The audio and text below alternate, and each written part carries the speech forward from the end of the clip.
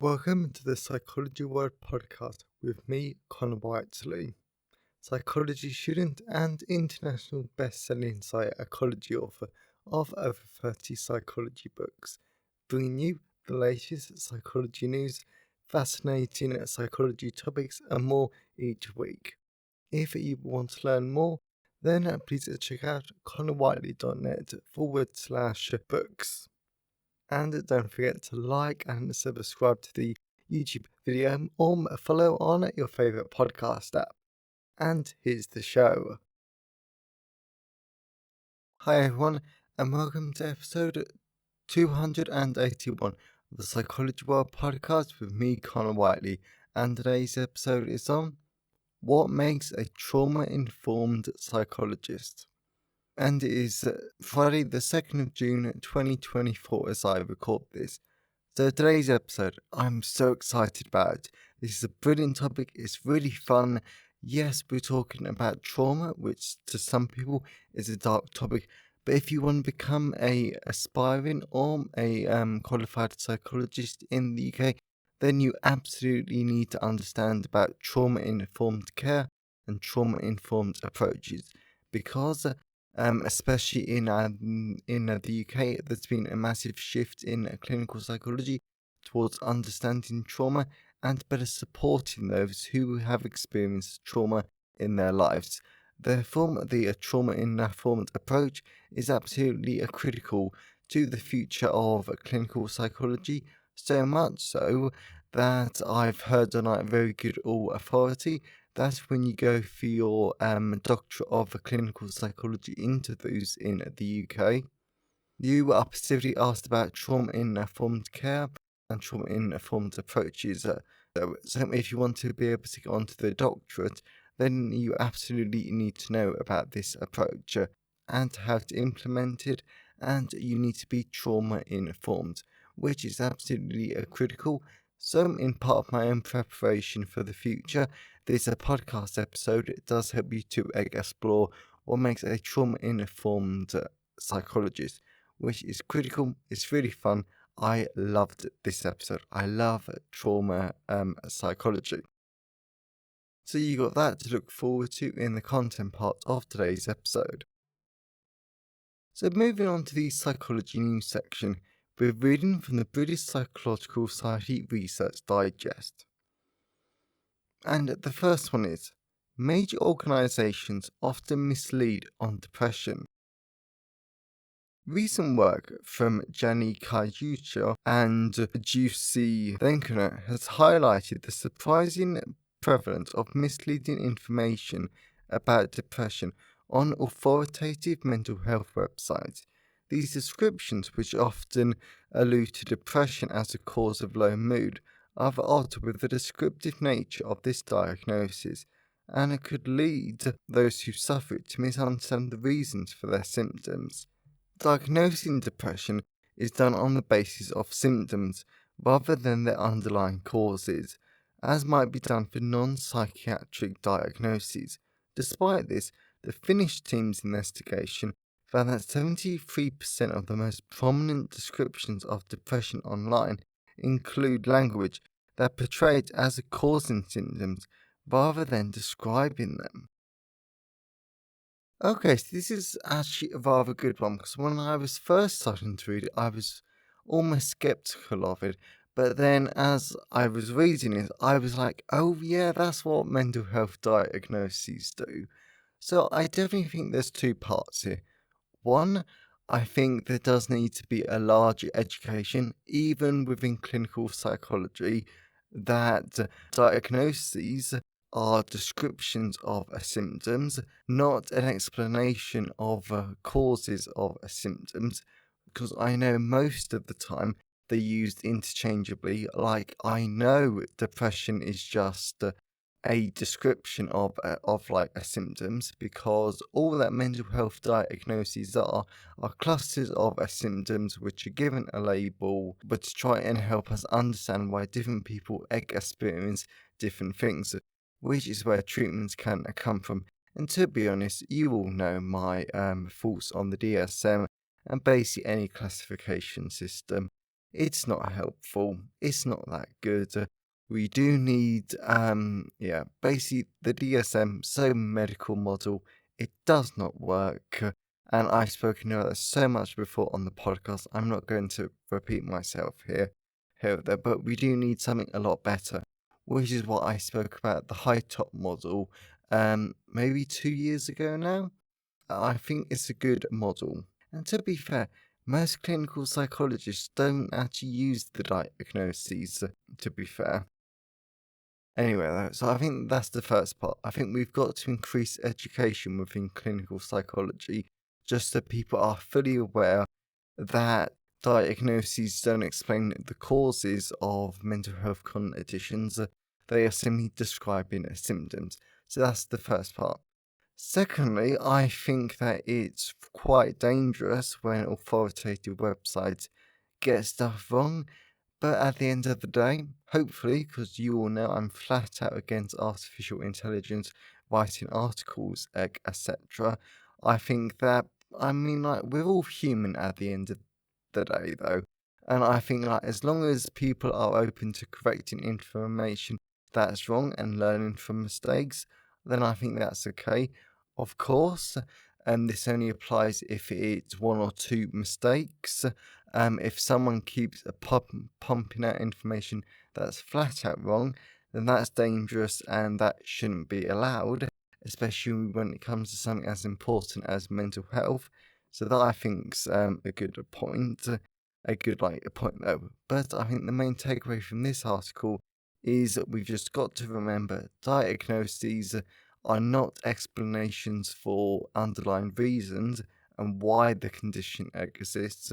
It's simply a description of symptoms. So the next one is mindfulness regularly induces altered states. Mindfulness, or the act of being attentive to the present moment, is gaining more and more prominent as a way of managing poor mental health. 15% of adults in the UK have tried it at least at some point, and many NHS trusts recommend the practice to patients experiencing distress. Yet, despite its reputation as a way of dealing with anxiety, you may not always end up feeling calmer after engaging in mindfulness. Like other practices such as sensory deprivation or hypnosis, mindfulness can disrupt our usual cognitive experiences, inducing disassociation and changes in one's senses, intense emotions, or impaired cognition. For example, writing in PLOS 1, Juliet Gand, Jesus Montenegro Martin, and team explore such changes in consciousness, finding both a lasting impact of mindfulness and suggesting ways that practitioners can protect themselves from harm. Personally, I definitely think this adds to the growing body of literature that shows mindfulness. It is amazing for some people. For some people, it really works, it really transforms their lives. But I think that the world's sort of been misled on mindfulness. Mindfulness is, at least to me, marketed as this magic bullet that will solve all your problems. It works for everyone. If you're not being mindful, if you're not doing mindfulness practices, then there's something wrong with you. You're simply not getting all the benefits. But in reality, there's so many studies that say, actually, mindfulness isn't that good, or it doesn't work for some people. And for a fair amount of people, it can actually decrease their mental health quite badly. So it's not a magic bullet. I think if mindfulness works for you, go for it. More power to you. But I think we've all got to be aware that mindfulness can lead to some pretty bad side effects. But especially disassociation. I've had that once in the past 2 months and it is horrible. It's really bad. It is honestly, I would not wish it on anyone. So there's a lot of interesting thoughts about this, but the research is sort of 50-50 that it works for some people, it seriously doesn't for others. So it's always good to hammer home that message that if something is classed as a magic bullet, chances are it's probably not. So the last one is The Dog Days of Summer. Okay, that's a weird title. As we embark on our summer holidays, many of us will find ourselves spending extra time with the furriest members of our family. So this week, let's take a look through the Digest archives and see what psychology can tell us about the age-old bond between humans and dogs. Most of us can read dog thoughts pretty well, though that might be helped by the fact that they're often treat and there's a car outside panic. But our ability to read dog emotions isn't universal. It's shaped by our cultural upbringing. In research from 2019, those from cultures where dogs live indoors were more likely to recognize dog emotions in photos rather than from cultures that kept dogs outside. Dogs can understand us too pretty well, even down to the words we use. Back in 2016, we found that they understand the meaning of specific words rather than just their tone. Still, our emotions aren't lost on them. In fact, it seems they can pick up on even the smallest shifts in our mannerisms. Though some of their skills can be mimicked, as the majority of owners know, they're irreplaceable, even by tech mimic them. So let's hear it for our furry friends, and of course, treat yours to a tasty snack on our behalf. So as much as I would flat out love a dog, love a dog though, for example, like me and my best friend, we're living together at the moment, and it's just the two of us though, and because they do physics and the whole multiple worlds of theory, for example, there's an endless amount of like different realities. So, well, what I've said to them, like as a joke, is that in like one or two of those endless alternate worlds, well, we've got a dog in the house, simply because I like dogs, they like dogs, and I mean, like, dogs are just fun. I would really like a pet dog, but my lifestyle doesn't allow for it, and the same goes for my parents, though. So, dogs, really nice. I always like playing with dogs and stuff, though. But going back to the article, I think there are some interesting things to point out here. I definitely think that the first point definitely shows how our culture impacts our behavior and our perceptions of other people and even other animals. Because, as this research shows, if we but so depending on the culture that you grow up in, and it depends your ability to read dog emotions, which is always quite interesting because it shows how social factors can impact our cognitive processes. So that's always an interesting argument. The second paragraph definitely shows how clever dogs are because my nan, they used to have a dog and they couldn't say the word walk. They couldn't spell it, they couldn't say it. They tried miming it, but after a while the dog even picked up on that. So they just gave up in at the end because whenever they said the word walk, the dog would get their leash and one of them would have to take him for a walk. It didn't matter if they literally just got back. Back though, it was just a nightmare. So the dogs are really, really clever. Clever though. And our emotions, I've read that before. I've just not looked into it before. But it just shows how clever dogs are. And having pets is also really good for your mental health because it decreases loneliness, it increases happiness. If you want to know more about the benefits of animals, please check out the podcast episode I did on what is animal assisted therapy. So that's enough of the psychology news section. Let's move on to the personal update. So we're moving on to the personal update. This week has been absolutely brilliant because this week at my university I've been working a year 10 summer school residential. So what happened was that there were 50 year 10 students, which in the UK means they're in about 14 to 15-year-old students. So they had like sleeping halls, they experienced university life, and I definitely learned a lot about myself. For example, You cannot give me a radio. You cannot give me a walkie-talkie because even when I'm on my break, I have it on full volume so I can listen to what everyone's talking about. And if there's any situations that unfold that I might want to ask about later to see like what's happened. And thankfully, none of that was like needed, but it was still funny for me to like think about.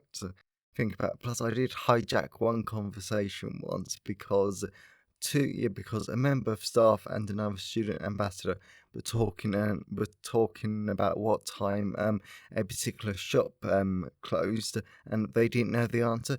So I just radioed in and just said, "Oh, it shuts at 9 p.m. by the way." It was like really fun though. We did lots of like fun activities with the students, like society taster sessions, academic lectures, academic content. We did sports with them. There was a disco, there was a formal meal, there was a quiz night. So lots of really fun different activities which helped to give the students a taste of university life and also breaking down barriers because that was the theme though. So breaking down any barriers that you might have to your future and basically knowing that at university there's tons of support for you though. So that was a really good 4 days, including the training. And I'm looking forward to working it again next year because it was just so much fun. And as always, I always love to hear your thoughts and feelings on today's episode. So you can always email me, connorwhiteley@connorwhiteley.net. You can always leave a comment out of the show notes at connorwhiteley.net/podcast. And you can always tweet me on Twitter at sci-fi Whiteley. I always love to hear from all of you because it really helps make the podcast feel more like a conversation. And today's episode has been sponsored by CBT for Anxiety, a clinical psychology introduction to cognitive behavioral therapy for anxiety disorders. So this is a great, really easy to understand book that's written in a really engaging way that helps us to explore a lot of great questions about psychology. For example, what are the different types of anxiety disorders like PTSD, panic disorder, social anxiety, generalized anxiety disorder, but also what is cognitive behavioral therapy, because this book helps you to understand what's the cognitive approach to mental health, but also what's the behavioral approach to mental health, just so you understand why, when they combined, they can actually be really helpful. But it also helps you to understand how does CBT for anxiety work, and it does a deep dive into that topic. So it's really good, it's really engaging. My CBT books are some of my favourites because they're really good introductions. And I think if you're interested in clinical psychology, either you're a qualified psychologist or you're an aspiring psychologist, then these are great books to help you get an excellent foundation understanding of what CBT is for anxiety disorders also, because CBT just change slightly depending on the condition that you're working with. So that is CBT for anxiety, available at all major ebook retailers, and you can get the paperback and hardback version from Amazon, your local bookstore or local library if you request it.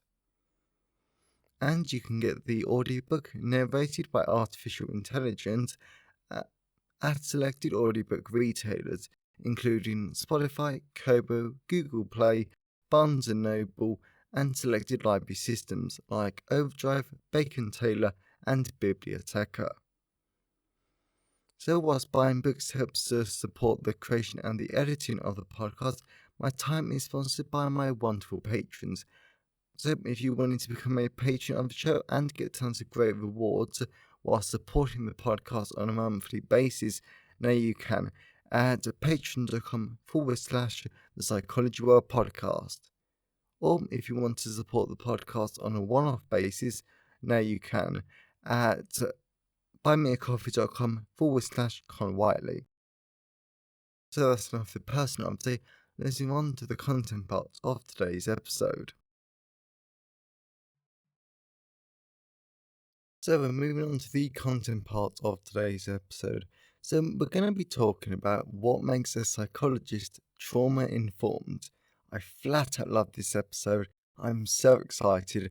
I was really glad to find the research that I could base this podcast episode on. And yep, I really want to dive into it because I love it. I love trauma psychology. So let's dive into it. What is a trauma-informed approach? As I mentioned in the introduction to today's episode, there is a big move within clinical psychology to become more trauma-informed.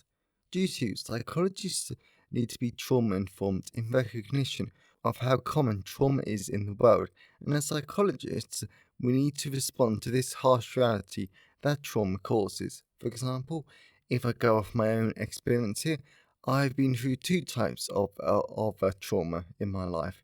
One is single event, and another form of trauma that stretched over for a decade. As well as trauma is a wide-ranging umbrella term for different traumatic situations that might not affect some people, but they might affect others. These can include child abuse, sexual violence, witnessing a murder, being a soldier, and so on. Therefore, being trauma-informed means psychologists need to be aware of how trauma can impact an individual personally and societally too, as well as psychologists need to anticipate how trauma survivors might respond to our actions and words so we don't compound the damage and suffering that the trauma causes. In addition, this concept connects to the idea of secondary traumatization. This is normally seen in forensic psychology, where victims of crimes are traumatized again by going through the criminal justice system. Yet I see no reason why this cannot be extended to clinical psychology, because if you have a clinical psychologist who isn't trained in dealing with a trauma and they make a mistake with a client by saying the wrong thing, then I can easily see how this would re-traumatize the client. For example, let's take a personal example and talk about my child abuse during my adolescence. And let's use this situation in where I went to therapy last August. If my therapist wasn't aware of a trauma or LGBT plus issues and she said something that was blaming me for my abuse, my mental health and my situation, then that would have been extremely damaging and it would only add to my trauma. Since in my mind, if a therapist cannot accept me and support me being gay and all the trauma I've experienced around it, then no one can accept me. So my mental health would continue to decline. This is why psychological training is so important, as well as having trauma-specific training is critical. Ultimately, being trauma-informed means psychologists are helping to create a world that can foster a client's resilience, growth, as well as healing. What are the 6 core principles of trauma-informed approaches? As you can probably imagine, all of us aspiring and qualified psychologists can say that we want to be trauma-informed as much as we want, but this intention isn't enough alone. Also, we need to consider just how many different examples of traumatic experiences there are, and all the different types of trauma survivors. It's very difficult to land on a narrow set of clinical guidelines that are going to be useful in every situation. That's why clinical psychologists have managed to come together to create a set of 6 guiding core principles that we can apply flexibly to each client as well as situation. The source behind these guidelines is the Substance Abuse and Mental Health Service Association in 2014.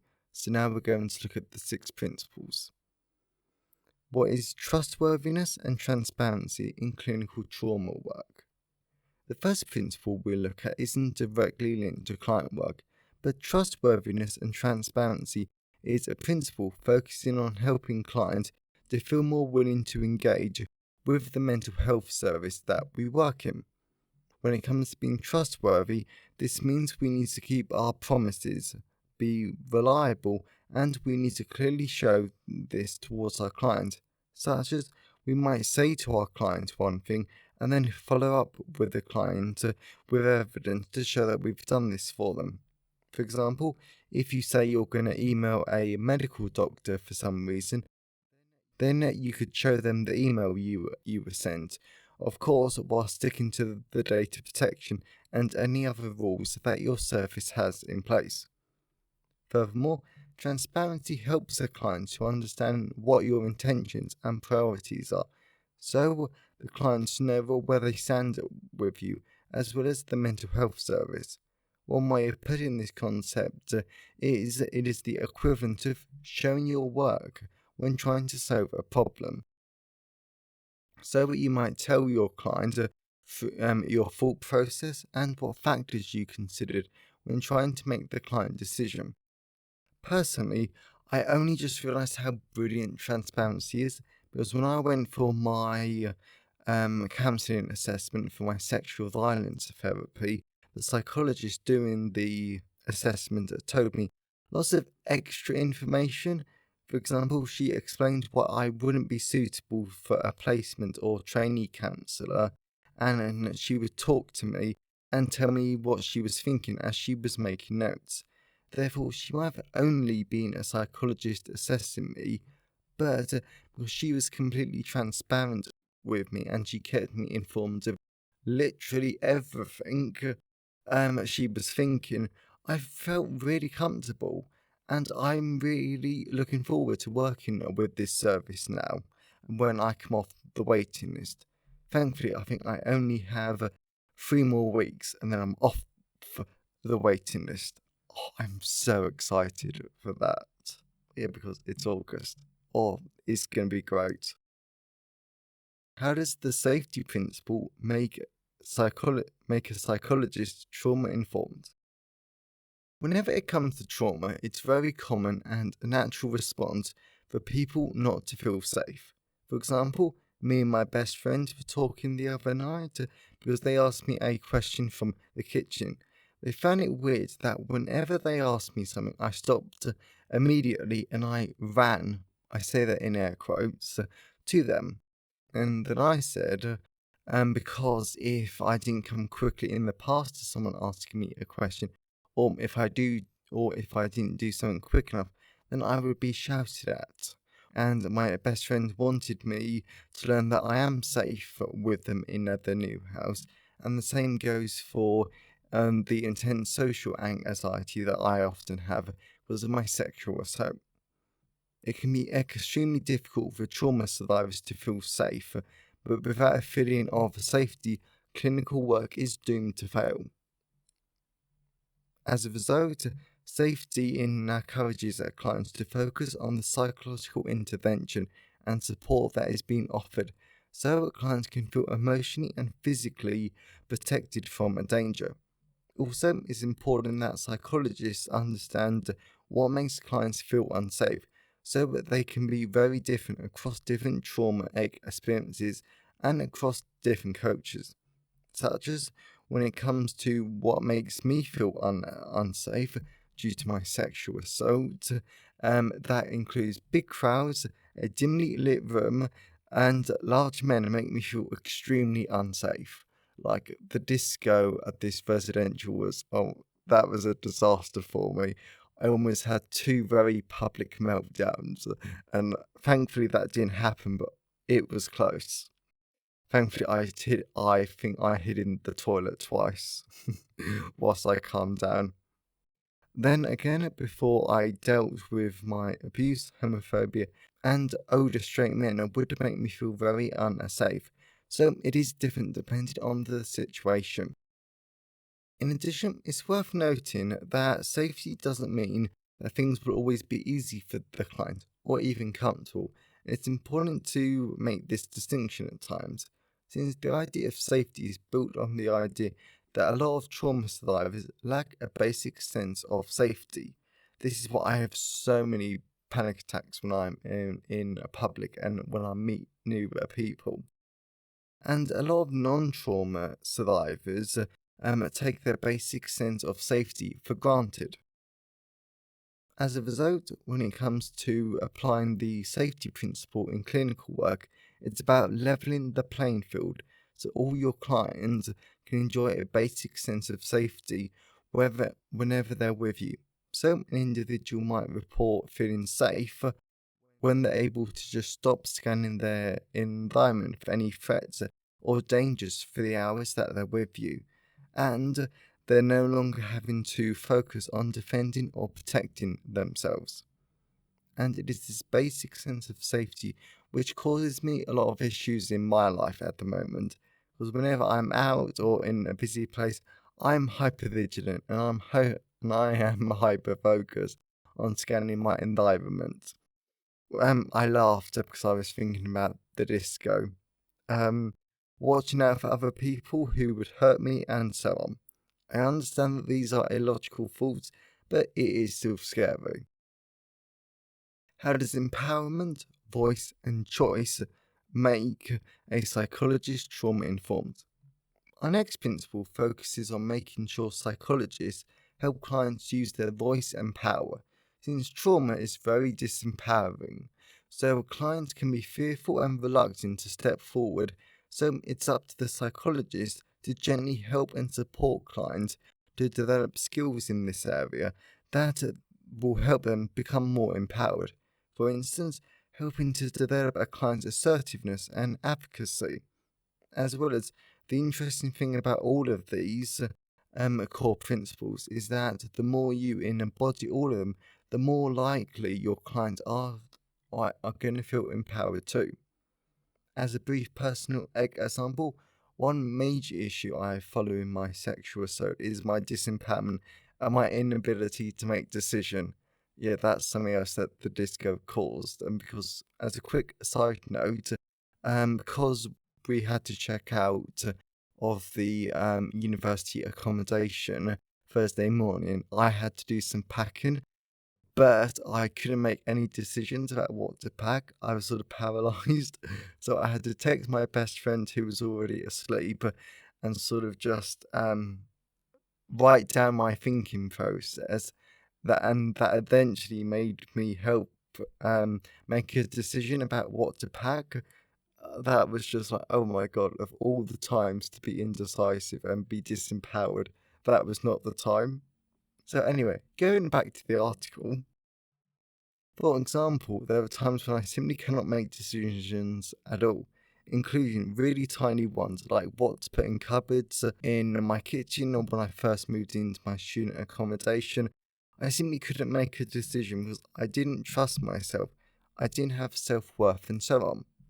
And there were lots of different examples of disempowerment in the past few months, and it's absolutely horrible. I don't wish being paralyzed with fear so you cannot function or make basic decisions on anyone. What does mutuality and collaboration make a psychologist trauma informed? In addition, our next principle takes this even further because it encourages clients to focus on who has power and who might be vulnerable to its misuse. Due to this principle is about a psychologist embodying collaboration and mutuality. A psychologist can help a client to reduce this power differential, and it risks by engaging in more active collaboration across different levels of the service between clients and staff. For example, a mental health service might get clients to give the input on the service, which is collaboration and mutuality. When considering a new policy or procedure, then share how that information was used when the service was making its final decision, which is transparency. Ultimately, I think this connects to all clinical work and the importance of the therapeutic alliance.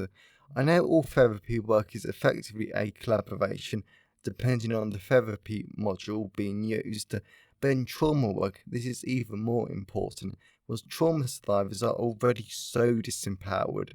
Then, if a psychologist walked in, did a lot of things to the client without working with them, and then they kept doing this, the trauma survivor wouldn't see any benefit because nothing would change. change, this so-called clinical work would just be a continuation of their disempowerment and trauma without anything changing. How does understanding cultural, historical, and gender issues make a psychologist trauma-informed? There are a lot of historical, cultural, and gender issues that exist in the world, and the vast majority of these impact trauma survivors.